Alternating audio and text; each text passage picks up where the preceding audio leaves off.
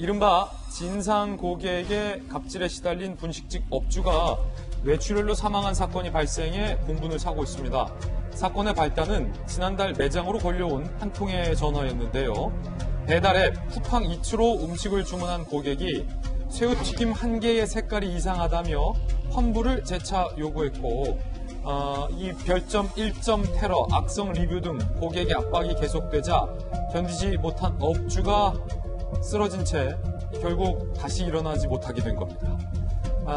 업주의 생명을 앗아간 비극적인 사태에 쿠팡이츠는 점주를 보호하기 위한 조치였다라고 밝혔지만 쿠팡 규탄 집회가 열리는 등 논란은 쉽게 가라앉지 않을 전망입니다.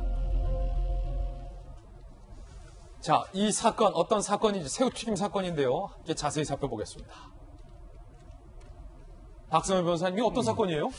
업주 B씨가 쓰러지기 1시간 30분 전에 화장실에서 울고 있었습니다. 바로 전날 김밥과 만두 등을 주문한 고객의 항의 전화를 받은 뒤였는데 이 주문 다음날 새우튀김 3개 중 1개 색깔이 이상하다며 환불을 요구한 겁니다.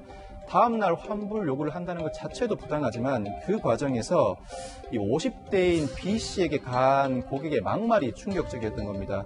이 B씨 주장에 따르면 세상 그따위로 살지 마, 부모가 그렇게 가르쳤어 라고 고객이 언급을 했다는 겁니다. 결국 B씨 사과와 함께 새우튀김 값을 환불해 줬는데 이걸로 사건이 끝난 것이 아니었습니다. 이 고객 다시 배달앱 업체를 통해서 음식 전부를 환불해 달라고 요구를 합니다. 그러면서 개념 없는 사장이라는 댓글과 함께 별점 1점으로 혹평을 남기게 되는데 이때부터 배달앱 업체의 압박이 시작됩니다. 즉 배달앱 업체가 이 점주 B씨에게 전화를 걸어와 이 고객이 기분이 안 좋으셔서 주문권을 전체 다 취소해달라고 하는데요 라고 언급을 합니다. 이에 대해서 이 점주 B씨가 부모가 그렇게 가르쳤어 등의 말을 하는데 이건 아니지 않나요? 라는 이야기를 하면서 쓰러지게 되는 것입니다. 이 B씨가 사경을 헤매는 와중에도 배달앱 업체 요구는 지속되는데 이어서 직원이 전화를 이어받습니다. 이 직원이 이 사장님 쓰러졌어요 라고 언급을 함에도 불구하고 이 배달앱 업체에서는 사장님께 이 상황 전달 부탁드린다. 이 직원이 전화를 못 받는다고 언급을 함에도 불구하고 배달앱 업체 전달 부탁드린다. 이 직원이 정신이 없습니다. 깨어나지 않습니다 라고 언급을 함에도 불구하고 배달앱 업체는 추후에 조심해 달라는 요구를 합니다. 결국 의식불명 상태로 병원에 옮겨진 점주 B씨 사흘 뒤 세상을 떠납니다. 유족에 따르면 평소에 별다른 질환은 없었다고 합니다. 자, 안타까운 사건입니다. 일단 쿠팡이츠 측이 입장문을 냈다고 하는데 그 입장문 내용 살펴보시죠. 박상현 변호사님, 어떤 입장입니까? 이 쿠팡이츠 이 점주 여러분께 적절한 지원을 해드리지 못해 죄송하다면서 악의적인 비난으로부터 점주를 보호하기 위한 전담 조직을 신설하겠다는 입장을 밝혔습니다. 다소 뒤늦은 감이 있습니다. 이 배달앱 업체 입장에서는 점주든 소비자든 모두 고객입니다. 근데 그 중에서도 배달앱 업체의 눈치를 볼 수밖에 없는 점주에게 부당한 요구도 모두 감수하라고 강요를 해온 것으로 보입니다.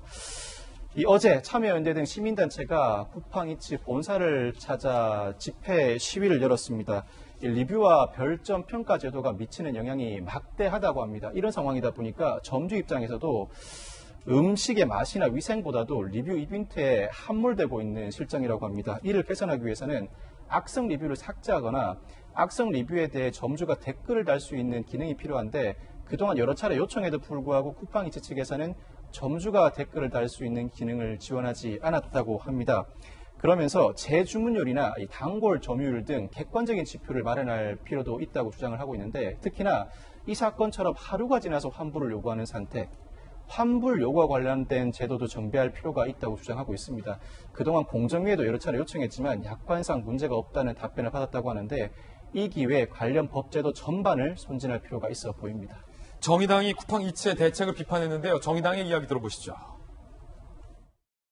해결책 마련에 동참하겠다는 말잔치가 아니라 실질적 협약 체결과 상설 협의체 구성을 발표해야 합니다. 그렇지 않다면 쿠팡이츠의 대책 발표는 잠시 비난을 피하기 위한 고식지계에 불과하다는 점 명심하기 바랍니다.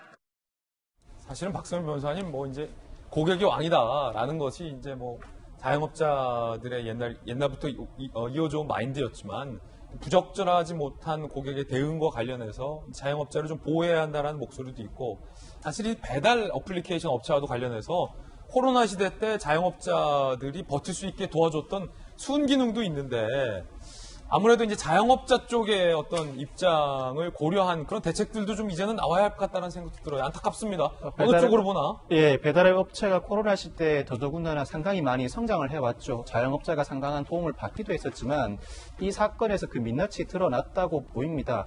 물론 배달앱 업체에 상당한 순기능도 있지만 자영업자들이 악의적인 특히나 허위 비방글에 속수무책으로 당할 수밖에 없고 울며 겨자 먹기식으로 그 요구에 응해줄 수밖에 없는 상황이 지속돼 왔습니다. 결국 이런 상황이 지속된다면 소비자도 배달앱 업체를 떠날 수밖에 없는 상황이 연출됩니다. 이 기회에 이 점주들도 보호할 수 있는, 즉 양측의 균형을 맞출 수 있는 적절한 제도 보완이 마련될 필요가 있어 보이고 배달앱 업체뿐만 아니라 관련 기관도 이 문제에 나서야 할 필요가 있어 보입니다. 예, 안타깝게 숨진 우리 또 사장님의 명운을 위해서 저희도 명복을 위해서 기도하겠습니다.